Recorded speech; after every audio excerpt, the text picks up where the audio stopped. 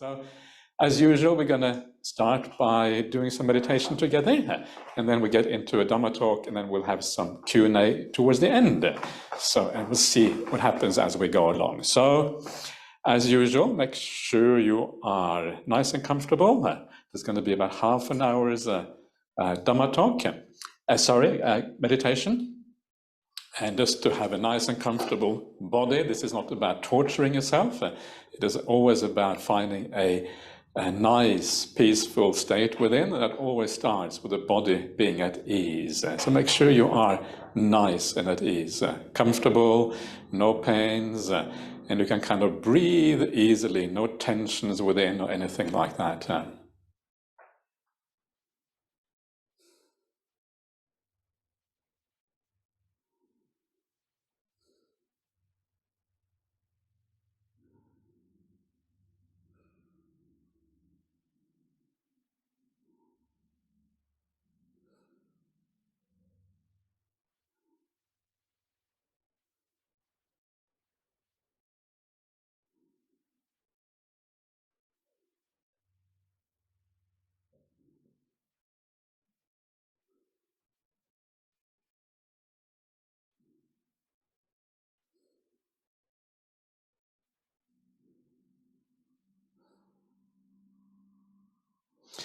And make sure you take a lot of time at the beginning just to really relax, really be at ease.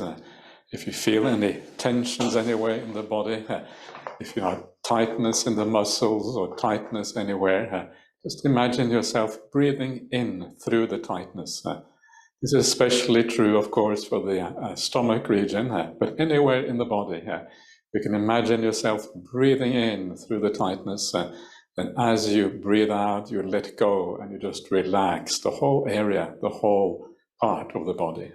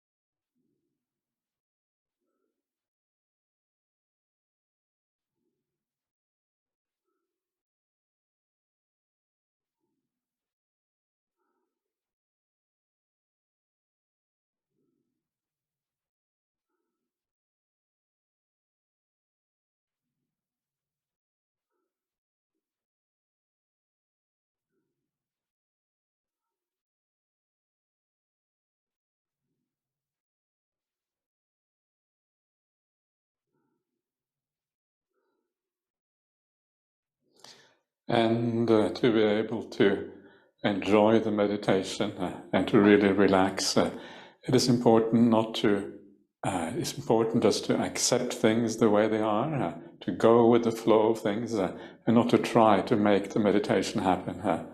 Very often the very word meditation gets in the way.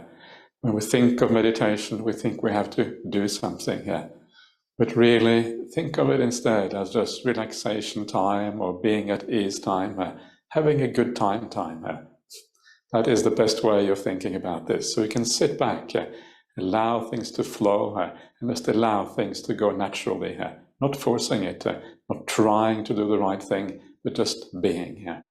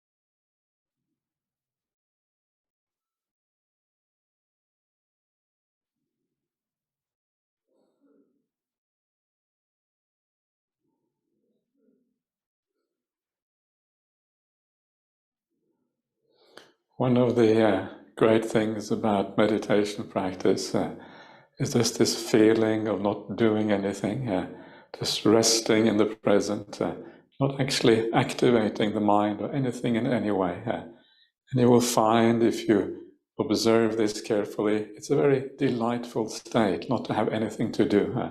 Just being able to relax, just being able to be at ease. And as you do that, you can gradually feel the energy return to the mind. It's as if you are taking a break from the world, a holiday, not a fake holiday, but a real holiday from the world around us.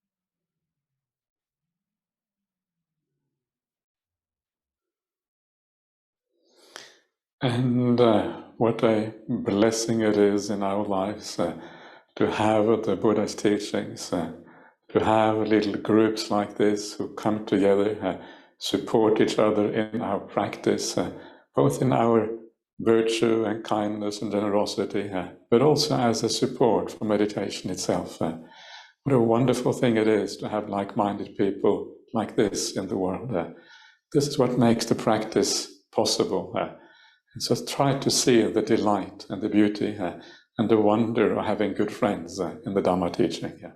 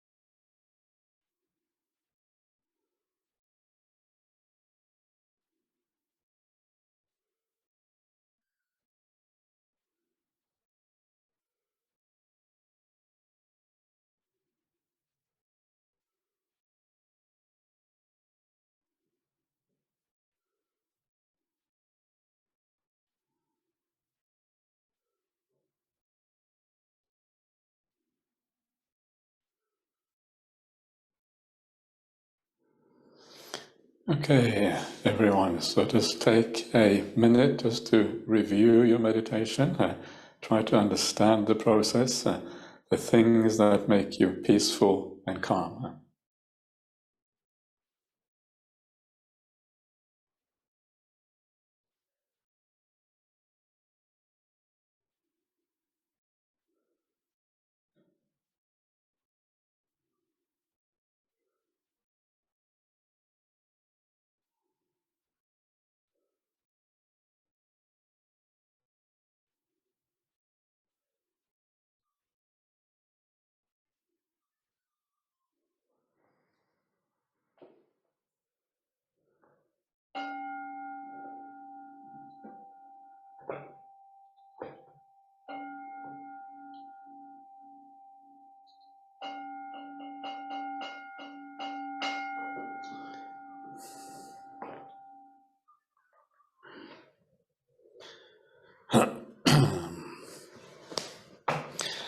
All right, so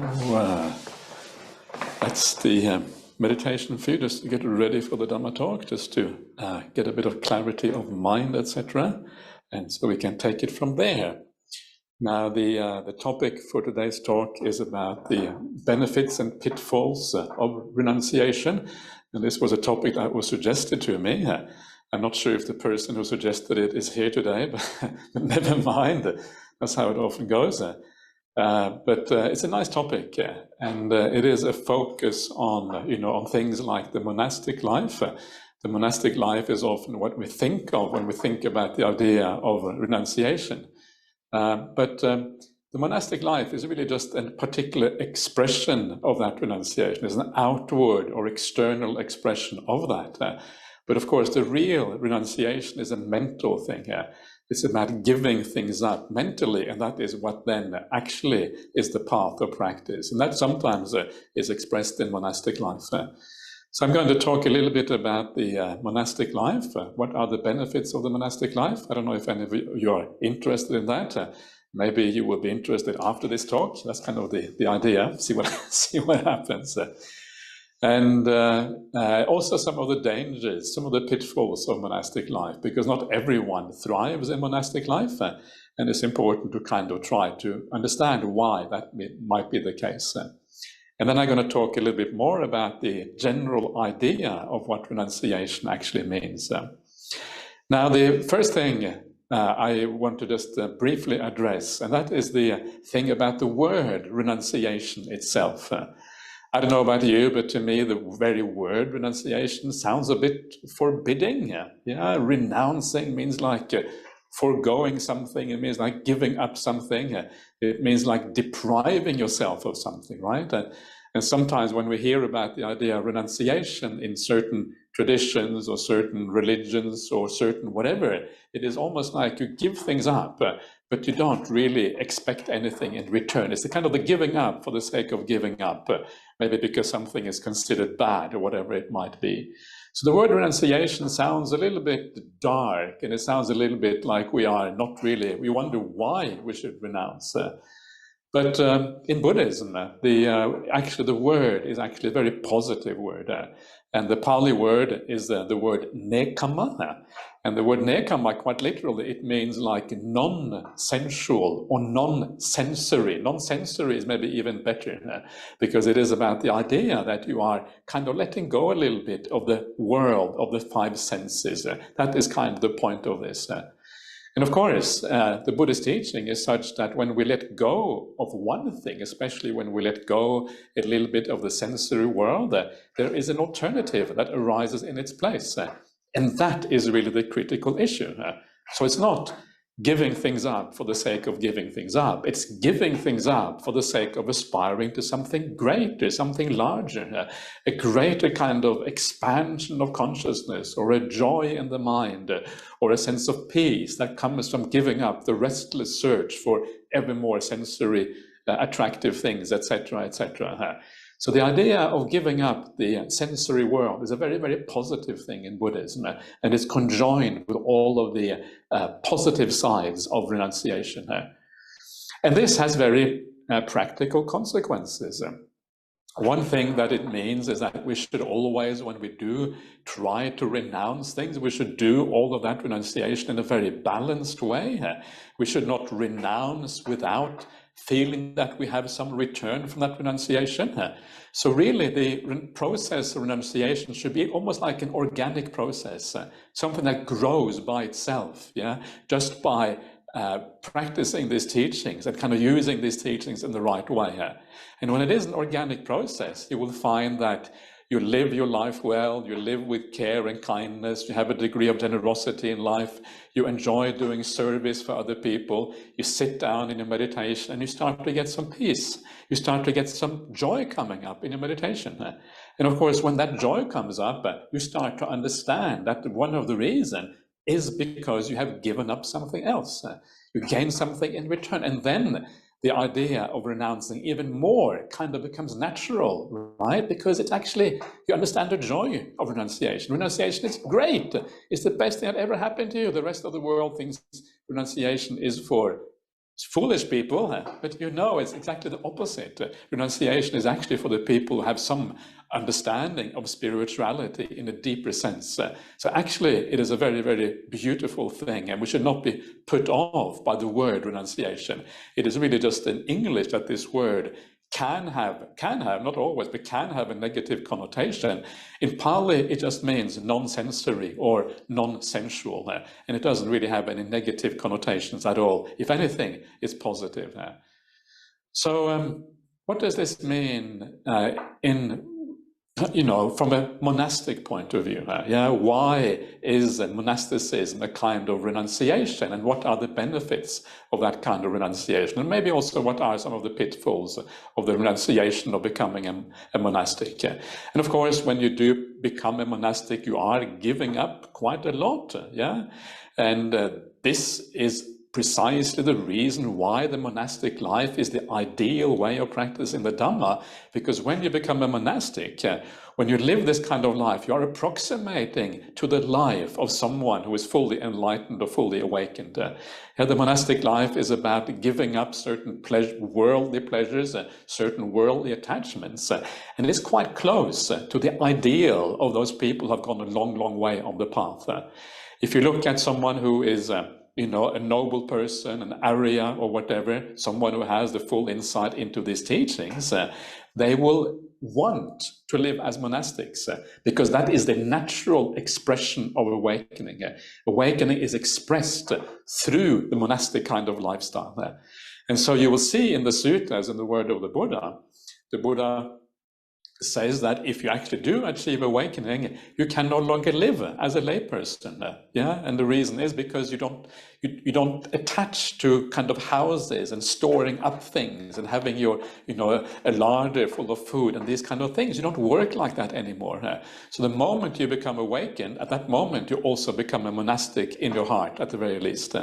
So this is expressed through that, and this is why one of the very important reasons why the monastic life is so powerful, because it approximates to this ideal of what it means to be awakened. In a sense, you are trying to live that life directly and thereby renounce more things and thereby having success on this path. But there's much more to the idea of monasticism. This is kind of the broad outline of why it works so well, but I want to talk about some of the simple things that make monastic life very attractive. And one of the most important things that makes monastic life attractive is all the Kalyanamittas you have, all the good friends, all the spiritual companions that you have on the path. Here at Bodhinyana Monastery, we have over 30 monks now. 30 monks, right? It's really a large monastery, and not so far, just on the other side of Perth, we have the nuns monastery with about 15 nuns. So 15 nuns, over 30 monks. We have a couple of small monasteries as well, kind of in the area with 2 or 3 monks here and there. So it's a very large kind of community. And of course, all of these monks, all of these nuns are heading in the same direction.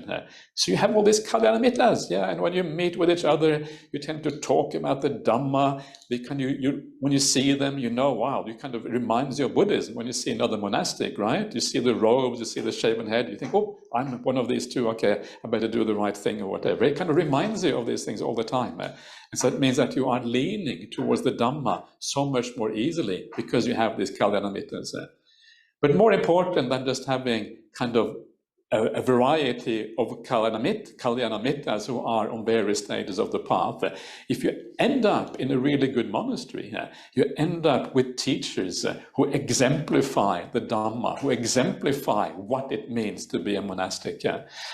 And I feel incredibly fortunate to have a teacher like Ajahn Brahmali. You all know Ajahn Brahmali.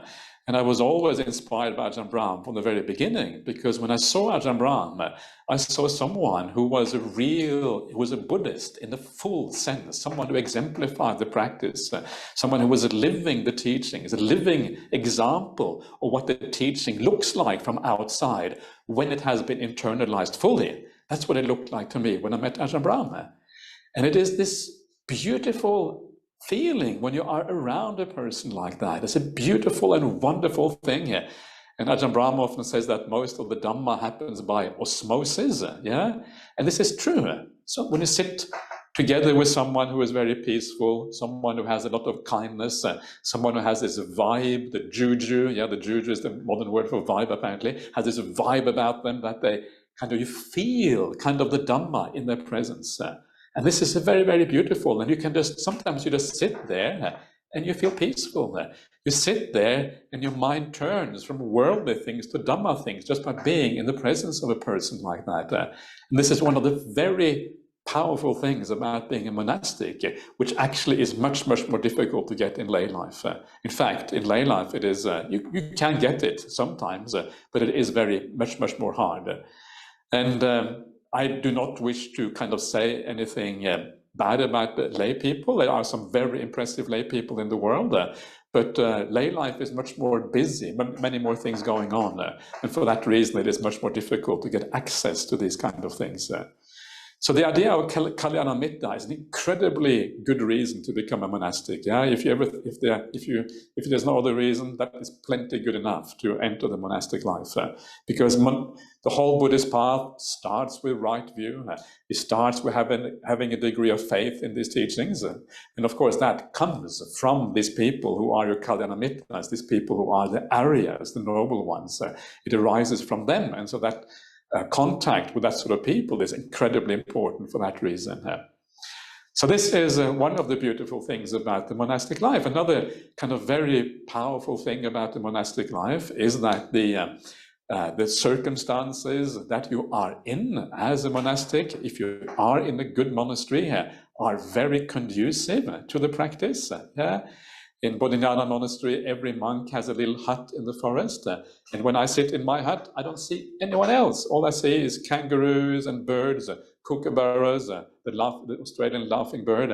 And I see the grass and the trees, and I have a beautiful view from my kuti. I even have this enormous view. You will be surprised that people pay millions to get this kind of views that I have from my kuti. And I just happen to have it. Why? Because I'm a monk. Benefits of being a monk, hidden benefits. But the main purpose is that you are secluded and you are away from the world. You are you have animals around you, you have nature around you. All of these things are a great aid to calming down and to be peaceful.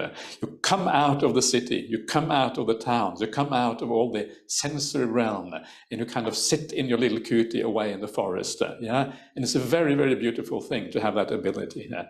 But what is also very powerful about that thing is that while you sit in your kuti and you meditate away happily, the meal comes in cars from the city. The people drive all around out to Bodhinyana Monastery here.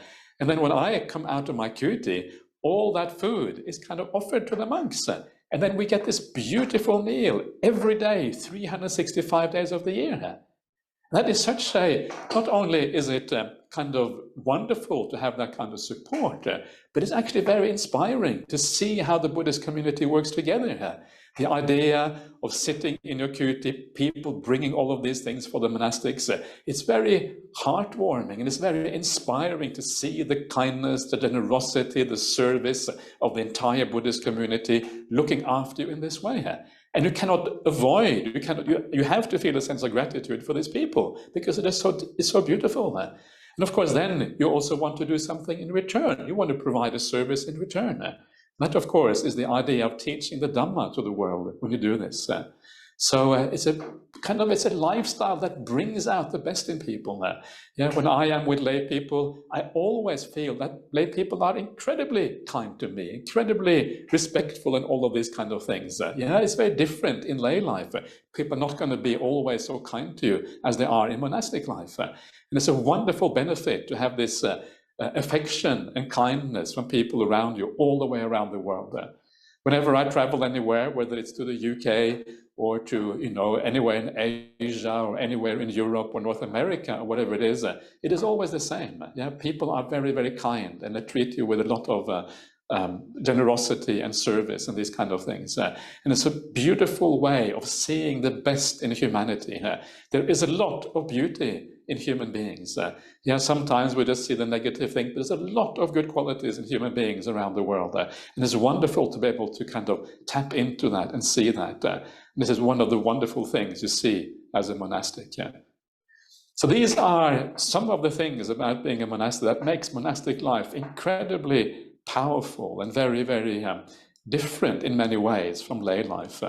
And anyone who has a little bit of inclination to monastic life, I would really recommend you to try it out. Go to a good monastery. Go to a place where you feel inspired by the teachings, inspired by the people. Stay there for a while. Feel the atmosphere. Try to figure out, maybe this is something for you. Why? Because if you don't try it out, you may be wasting a massive opportunity to make incredibly fast progress on the spiritual path. Don't waste that opportunity. This is the life, This is the only life you've got. Maybe you have more lives in the future, but basically you don't know what's going to happen, Now is the opportunity. So now take this opportunity and make the most of it. So I really recommend the monastic life, at least, but you have to be careful as well, because sometimes people are too idealistic, or they go about it the wrong way. So how should one go about the monastic life? What are the pitfalls? What are the dangers in doing this? And one of the dangers is that you follow your intellect rather than following your heart. Follow your heart when it comes to monastic life. It is very important that when you come to a monastery, that you feel right. It feels right to you. It feels good. You feel at ease. You feel a sense that there is harmony there. It's a place where you can feel happy. It's a place where you can easily meditate for yourself. You feel that people are kind and caring in the right way. This is so important because if you don't feel at ease in a place, if you don't really relax, if you don't feel that people are your friends, it's going to be very, very hard to practice the path. If you feel uptight or you feel people are a bit harsh, or maybe they can even be abusive, it happens in monasticism as well, that there is abuse going on. It happens everywhere because monasticism is just a reflection of the broader society. So if you have that in society, you're going to have it in monasteries as well. But be very careful. Follow your heart. If a place feels right, if the teachings feel right, if the teachings accord with the suttas, you feel good in that place, that is probably the place where you should go.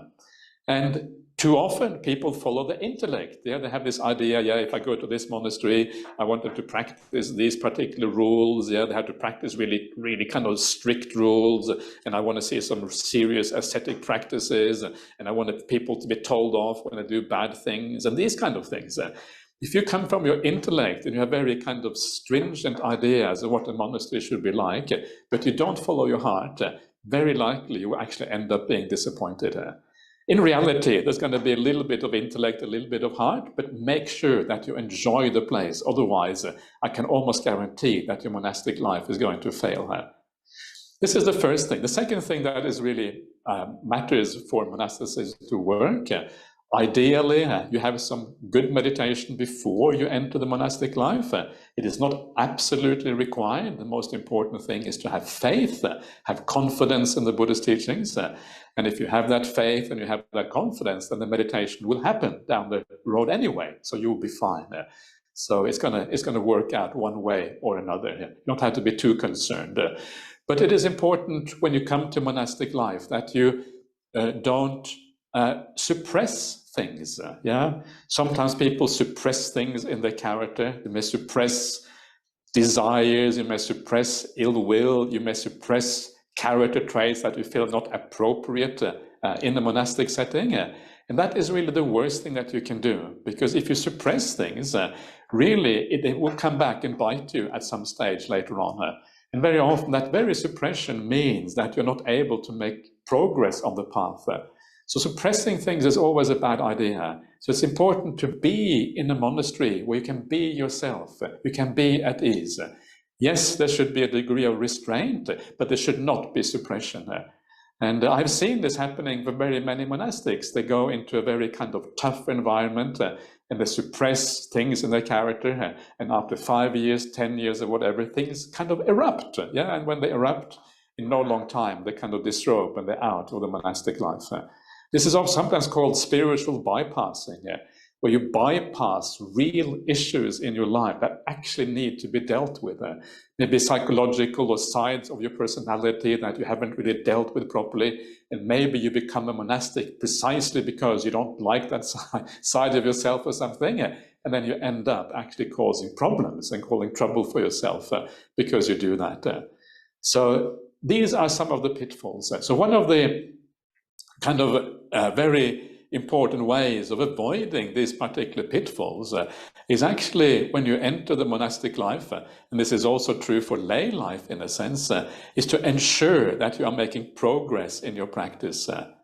And this is one of those beautiful sayings by the Buddha, which always kind of inspired me.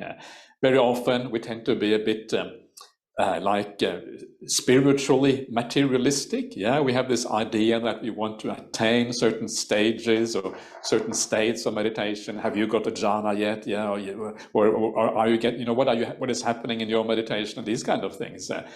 But this is not really what the path is about, because you can have an attainment, you can have a stage, but very often, if you get that attainment, then it may stagnate afterwards. And if it stagnates afterwards, what's the point of that attainment? So the Buddha says that it is not the attainment in itself. The attainments are, of course, important in a certain way. But what is the most important thing is that you are making progress. That is what really matters. And so when you enter monastic life, one of the kind of great pitfalls is that somehow you lose sight of this idea of making progress, or you get trapped into kind of various, projects or various kind of things. And the moment not making progress on the path, that is when the path becomes meaningless. As long as you're making progress, there's the feeling that you are going somewhere. There's a feeling that you have a purpose. There's a feeling that the path is working for you. And that is so incredibly important. And if you do that, then you have a sense that monastic life is worthwhile. The moment you stop making progress, even if you have a jhana state, even if you have some very profound meditation, chances are that eventually you will disrobe, because the whole path becomes meaningless as a consequence. So focus on progress in your meditation. Focus on overall progress on the path. Are you becoming more mindful? Are you becoming more gentle? Are you becoming a more caring and compassionate person in the world? Do you feel that your samadhi is coming together? Is your ill will going down? Are the kind of excessive greeds, are they going down? And if you see this kind of progress in your life, then you are on the right track, especially if you are a monastic. This is incredibly important. Otherwise, the monastic life is completely meaningless. So this is the idea of monasticism and why it is so important. And as I said initially, monasticism reflects the highest ideal of what the Buddhist path is about. The highest ideals of the Buddhist path are about giving up, letting go. And this is what you are reflecting by living the monastic life, ideally, when the monastic life is well lived. It is not always well lived, but when it is well lived, that is what it does.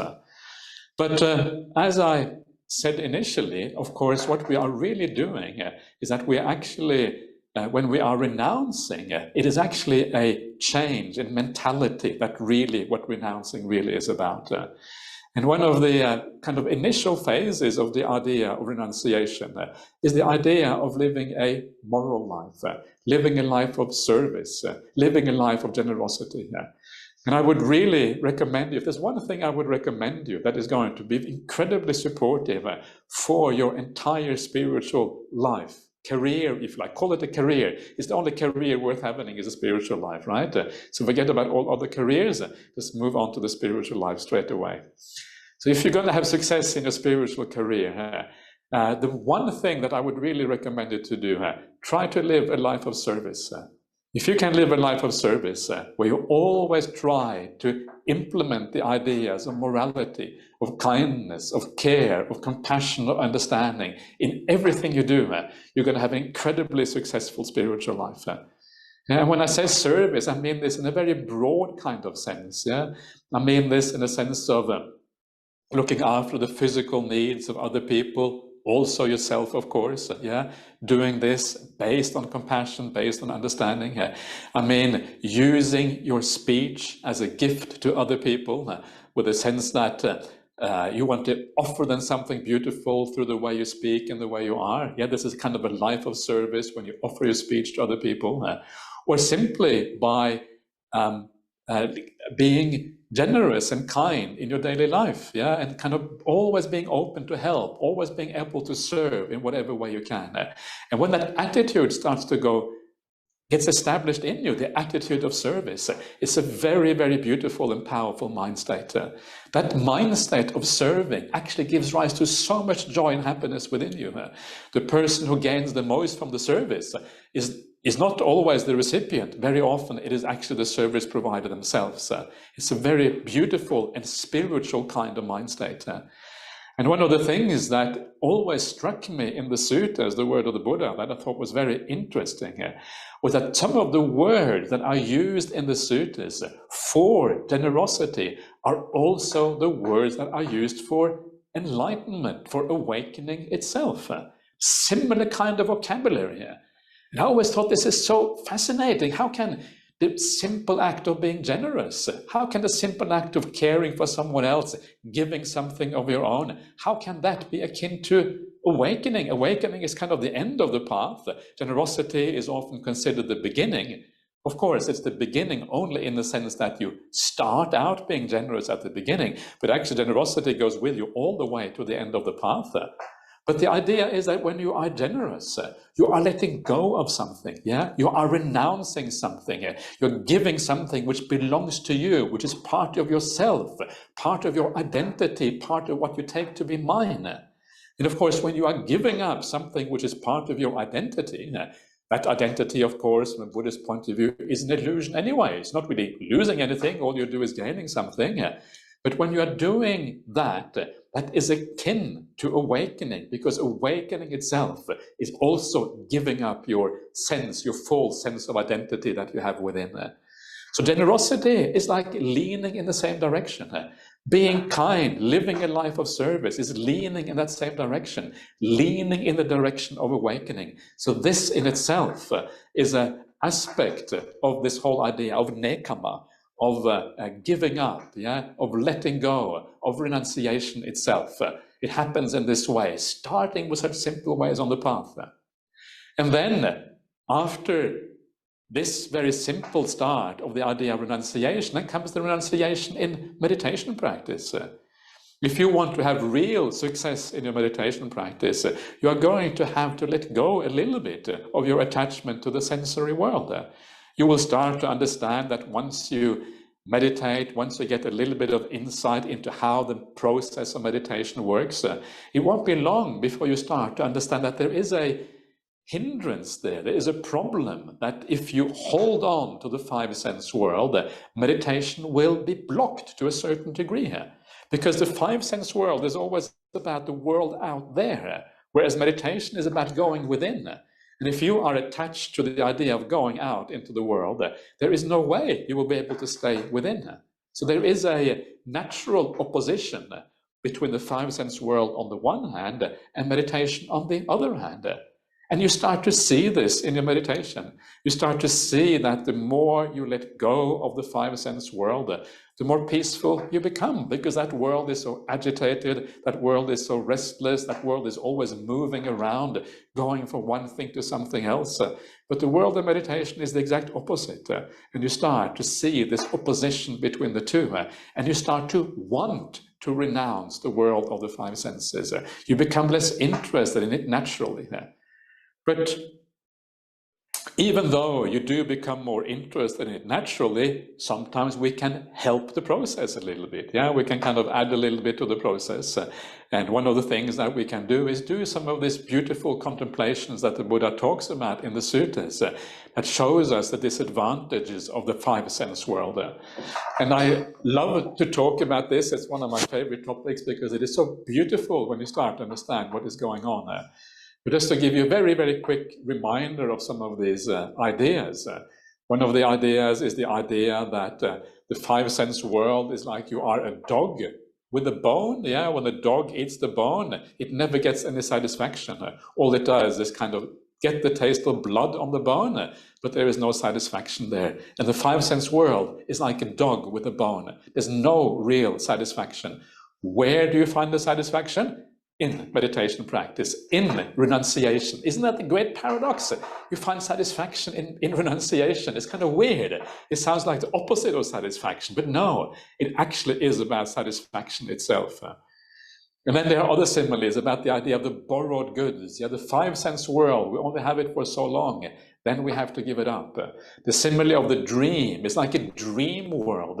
We're always thinking about what we want to get out of this five sense world, but it never delivers on its promises. Yeah, etc., etc. There are a number of other similes as well, and I would really recommend you to look into those. So this is how renunciation works. Renunciation is beautiful because renunciation gives you access to something very, very interesting, very profound, and very meaningful in life. This particular meaning that you get through meditation practice, this is where you start to feel that life has a real purpose, has a real aim. It's not just about going around in circles, never going anywhere. And the final act of renunciation is the act where we let go of the sense of self. The sense of self is this very thing that is so dear to us. It's the ego, it's how we relate to the world around us. It's a feeling of something very, very close to us. And it's very difficult for us to understand that this is actually a problem. This causes so much suffering in the world, the sense of self. We have some idea because we can see how the sense of self often leads to arguments. It leads to opposition between people because we cannot let go of our ideas or whatever it might be. But it's difficult to let go of that. But the final act, which comes at the very, very end of the path, after you renounce the interest in the five sense world, when you get into some very, very deep meditation states, you come out of those meditation states and you realize of the emptiness of all phenomena, the idea that everything is just constructed in the world, it is made up, nothing is really lasting, everything comes from cause and conditions. When you get that insight into the nature of reality and you're able to see that the sense of self itself is a construct, it is not a reality. At that moment, that is when you do the final and the biggest renunciation of all. And what is the result of that renunciation? The greatest bliss that you ever had in your entire life. A massive bliss that lasts maybe for days afterwards because it is so powerful. And that is the renunciation of giving up the sense of self at the very, very end of the Buddhist path. And this is what you have ahead of you. This is where this path is going. And it really is just a matter of implementing these ideas. And as you can see, the idea of renunciation from the Buddhist point of view is incredibly beautiful. And you just start to take the baby steps, starting out with living a life of service, of kindness, and all of these kind of things. Then you get into the meditation, you renounce more of the world, and finally you get the wisdom, the insight, which is the final act of renunciation. And that is where the path comes all the way to the end. And you will be a very, very happy person, or maybe non-person after that. So there you are. So I have used up a little bit more than my half hour of talking. So please, if you wish to ask any questions, you want to make any comments, you're very, very welcome to do so. So please fire away, as they say.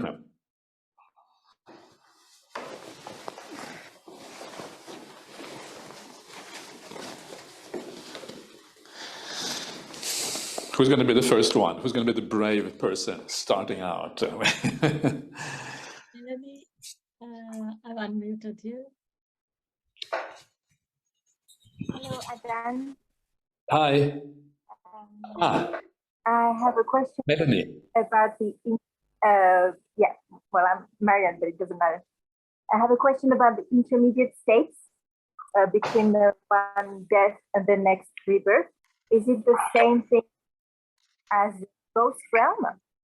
And you have like, I put it in simple words, you have like people annoying you and people being nice to you, like interactions between beings, things of human beings having effects on the stream of consciousness? Or is it like dreams and nightmares, just perception, not things? I hope my question is clear. Okay, it's a little bit hard to hear you, but I will try to answer. And if I don't answer, you can always come back if you like.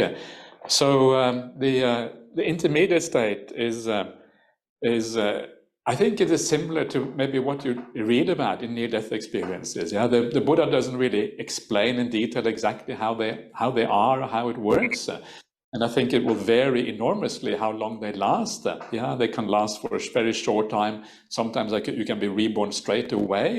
At other times, it will take a bit of time. It's as if your karma has to ripen. Maybe you have to review your life and judge yourself or something like that.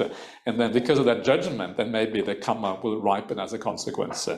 But it is probably, in some ways, it is probably a bit like it's like a disembodied experience. Yeah, so a bit like a ghost in some ways, but it's not the same as the ghost realm, because the ghost realm is a realm of suffering, right? So if you get reborn in the Peta Loka, which is one particular kind of realm of rebirth, it is a realm of suffering. But the intermediate existence is not a realm of suffering. It is just a realm where you're waiting for kind of the karma to ripen, for you to judge yourself or whatever it is that takes you on to the future life. So can you meet beings there? I think you can. That's kind of what I understand, that you can actually meet beings there. So, it's actually very useful, I find, to read some of these stories about people who have near-death experiences. It's actually very powerful. Have you read some of those stories? It's just really interesting. And I would really recommend people to get hold of some of these books. The most recent book that I'm aware of is a book called After, which was published about a year ago or so. And it's just extraordinary. I mean, you become privy to some very, very private aspects of people's lives. And these people were changed by having these kind of experiences. And we too actually get changed a little bit just by reading about these experiences. You don't actually have to have them. You don't have to almost die. You can read about some of these experiences, and you will actually be, you will have some of the feelings that they had. These are very, very powerful and beautiful and interesting experiences. And basically what they are about, they are about this process in between, whereby you have the ripening of the karma. So it's like a ghost realm in the sense that you are more like a spirit, but it's not negative, it's not a painful thing. And you can meet, it seems there, you can even meet other people who have passed away and all kind of things. But generally speaking, it is a positive one, especially if you have been a good person, if you have lived a good life, you've been a good Buddhist, done the right things, then usually this experience is going to be it's going to be a pleasant one for you. Are you okay with that? I will unmute Madhu, and if Marian has another question, you can come back, Marian. Hi, Ajahn Brahmali. Hi. Thank you for your wonderful talk. My question is on suppression and restraint. You mentioned suppression. You should not suppress our negative traits. but rather restrain them. So could you clarify the difference? I have some idea, but if you could clarify what's the difference between the two and to go about them? Yeah, that's a very important question, because I think what happens is that a lot of people, they know how to suppress, but they don't know how to restrain. Yeah, this is kind of the problem, because suppression is like the first line of defense in our minds. When some bad thought comes up, you get angry, and you know this is not the right time to get angry. Actually, it's never the right time to get angry, but but sometimes it's really bad time to get angry, right? It's really inappropriate. And usually what we do is we suppress, because we don't know any other means of doing it. And so the right way of dealing with it, using restraint, is actually to use wisdom rather than using willpower. Yeah, and understanding that actually this anger that I'm getting right now, it is not helpful. It is going to be counterproductive. Yeah, and because it is not helpful, because it's counterproductive, what's the point of getting angry here? And sometimes that's enough to get the anger to kind of die down straight away, because you know it's not going to achieve any good results. All the results of anger are usually negative ones. It may achieve some very immediate results, yeah, because people get a bit afraid of angry people, so that maybe they will shut up, but they won't have any long-lasting results, any beneficial results. Just that can be enough. But one of the recommendations that I would use, especially when it comes to anger and dealing with anger, is to always remember that other people are not really autonomous beings who are out to get you or to do the wrong thing. They are just conditioned beings, and they do things because of their own inner conditioning is coming out in their conduct. They can't usually help themselves. Yeah, I mean, sometimes if I ask people, try not to get angry for a whole week, they know it's impossible. They can't do that, and the reason they can't do it is because they're not in control of themselves. Right? We're not really in control of our own minds. They are conditioned. So when you see someone else doing something wrong or bad or whatever, remember that they are conditioned to be like that. They probably can't help themselves. And the moment you see that, if you understand this properly, you will understand that instead of getting angry with a person because they are being silly or stupid, actually you should have compassion for them, because they are trapped in this thing. They're trapped in this behavior, right? They can't help themselves. And someone who is trapped by their habits or trapped by their behavior is like someone who is in prison. And of course, if someone is in prison against their will, not understanding what is going on, how can you not have compassion? And this is the idea of using wisdom.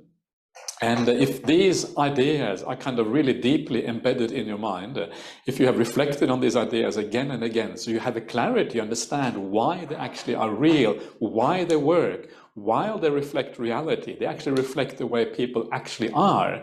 Once you get that, wow, it is incredibly, incredibly powerful. And it's very difficult to get angry after a while, yeah, because you always see people in this way. And that is what I mean by, this is a powerful way of using restraint, yeah? Using wisdom to stop the arising of these negative thoughts. And sometimes you may have to use a little bit of just willpower as well. Not always, maybe the wisdom power is going to succeed, but if you want to use willpower, then don't suppress forcefully, just hold back, don't act on the anger, right? It's more like stopping the action rather than actually stopping the anger. Because if you stop the anger itself, then very often what you're doing is you're just suppressing. It doesn't really give any good results. So just stop the actions that come from that, and then try to use wisdom to overcome the actual defilement itself. And then you are on the right track. Usually I recommend, I think for anger and ill will, this is where this is most useful, because that is the one problem, the one thing that causes so much havoc and so much problems in our lives. So if you can do it with anger and ill will, you're doing really, really well. Okay.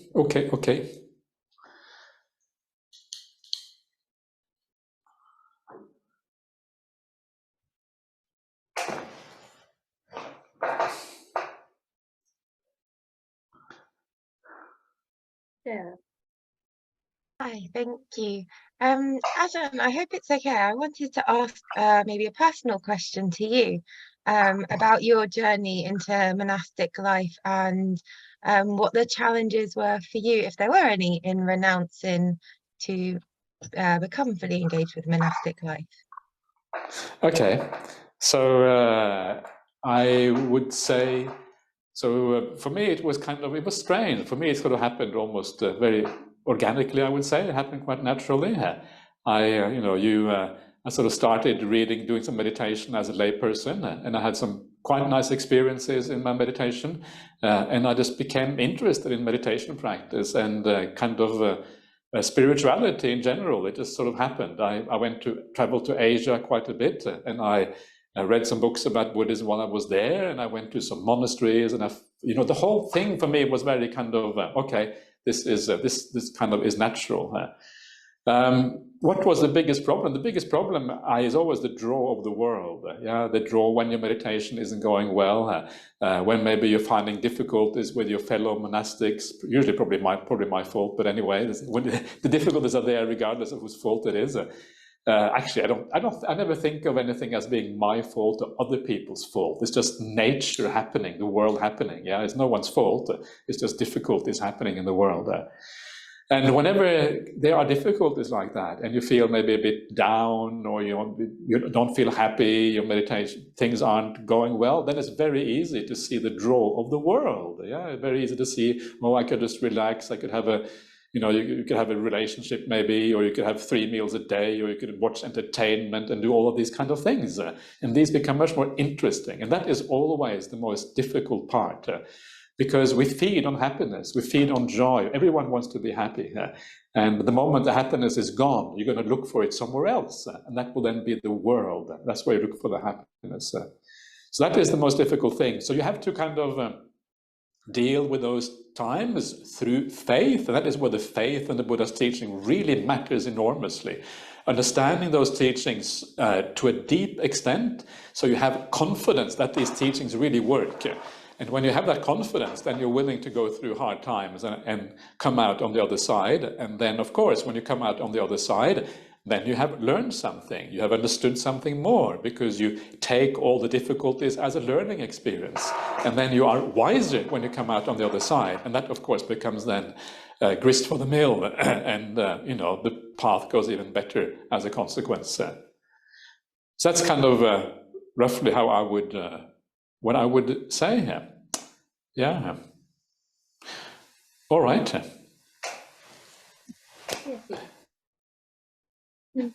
So thank you, Ajahn.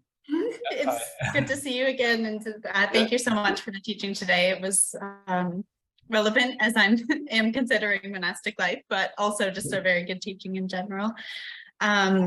So one of my question was about your comments about relinquishing the sense of self as kind of this last renunciation. And this is something I've been reflecting on lately, as something that can be sticky and get in the way. So I wondered if you had any tips about ways of kind of looking at this self as something that's not very solid and gets in the way of our ultimately being able to develop a good spiritual life. I mean, of course, there's reflecting on the khandhas and dependent origination, but I wondered if you have any tips or similes or something that can kind of use that process along.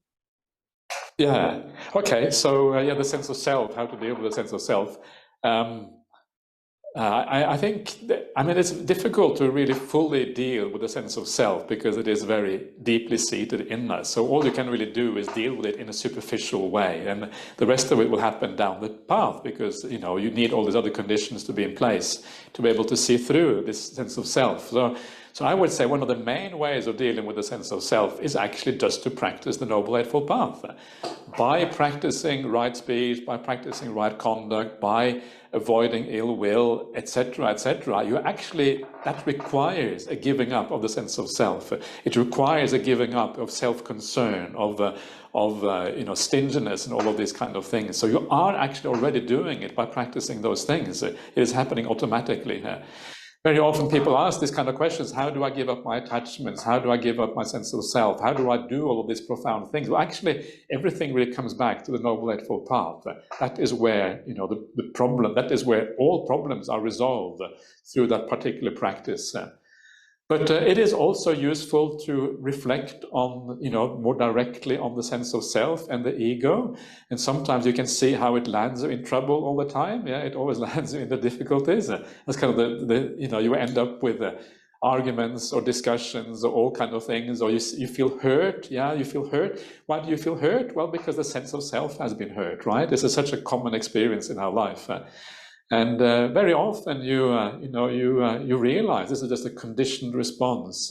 There isn't, you know, it doesn't really make any, you know, why do we feel hurt? And it's kind of, what does it matter anyway what other people think or what other people do? They're just following their own, going to the beat of their own inner drummer, right? And they don't really understand what is going on.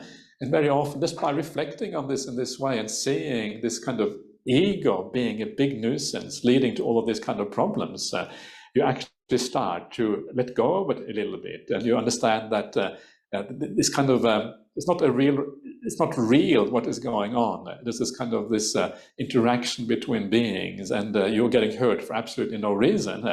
Of course, still is part for the course. You shouldn't avoid that hurt. You can't just suppress it, but you can eliminate it, alleviate it a little bit by just kind of giving up a little bit of that self-concern and sense of self. Yeah. Anyway, so there you are. Good luck. Okay. Yeah. Okay. Hello, Ajahn. Thank you. Yeah, just a question. I think I kind of know the answer, but I was just wondering whether you have any tips, really. I feel like, you know, you've got the world, as we call it, and the sensory world, the lay life, and a lot of that, I feel, sort of goes in one direction, and the spiritual life in another. And I feel that whenever I'm a lay person, got a family, etc., it's very hard, because I feel like even doing things sometimes with my family has taken me away from the spiritual life. So do you have any potentially tips to how you can make it more sort of one and balance, maybe? It's nice to see you again, Sean. Anyway, you're the cyclist, right? Is that right? Yes, yeah, that's right. Well remembered. I remember the cycling. Okay, good. So so this is I think a very important question. I think it's a question that everyone should really contemplate. And I think the answer is very simple, but putting it into practice is often quite difficult, right?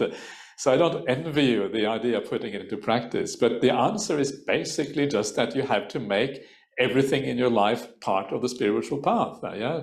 So when you are with your family, well, what does that mean? Well, it means that how can I care for my family in a way that kind of reflects the Dhamma? How can I care for my kids or my wife or whatever it is whatever relationship it is that you have?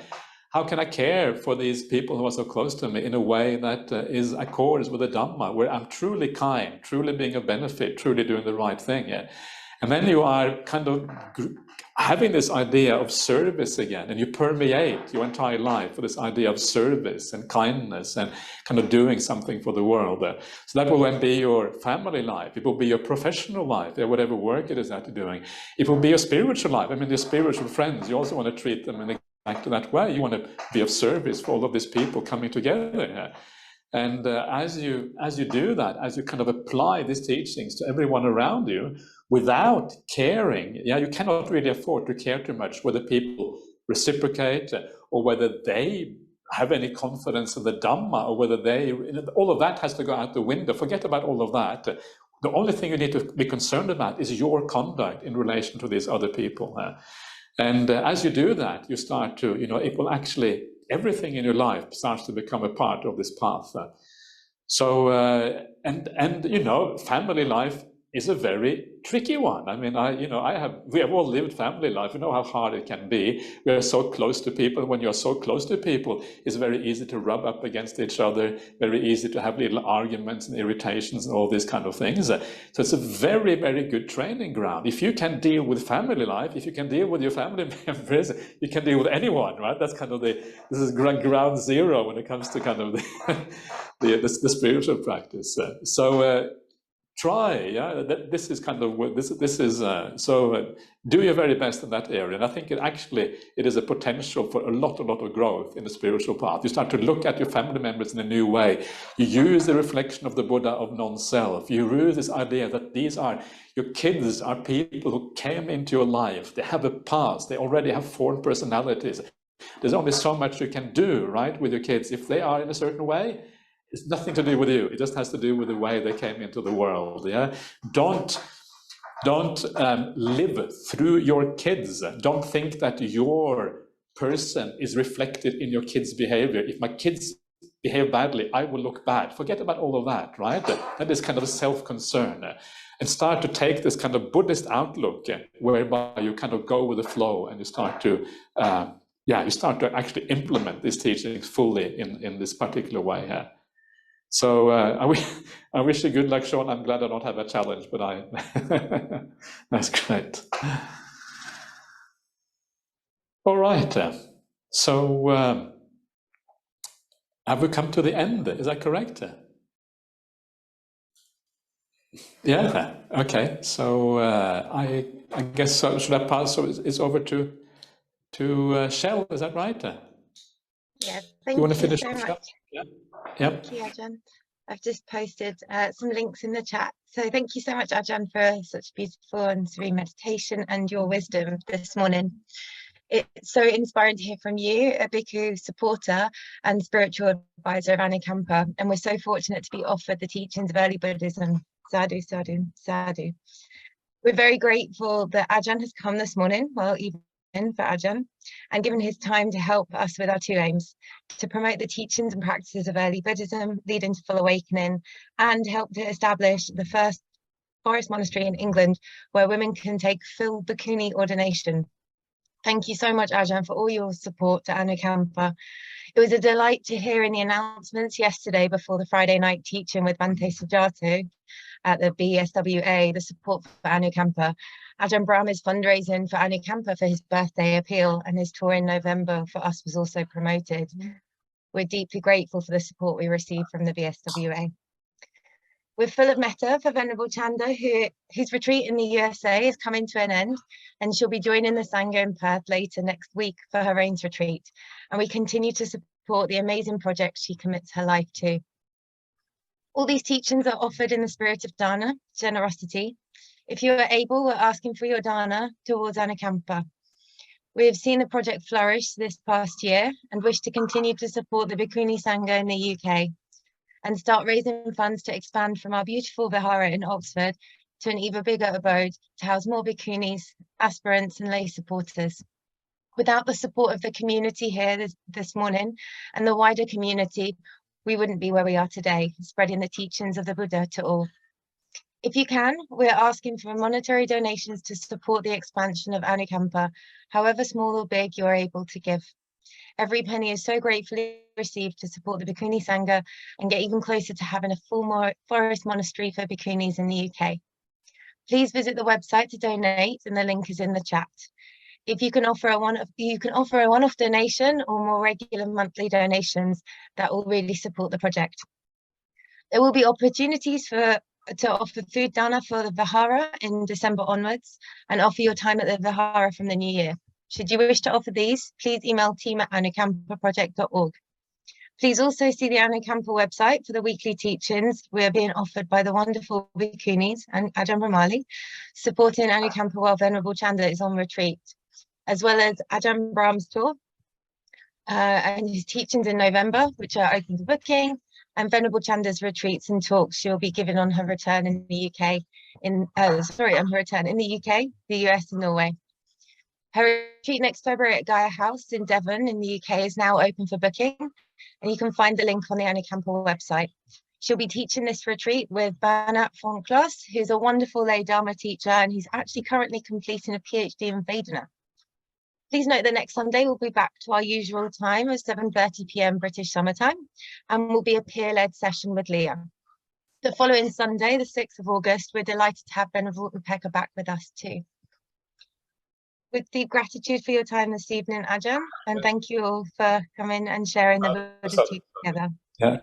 Nice to see you all again, and take care, everyone. Okay, bye-bye.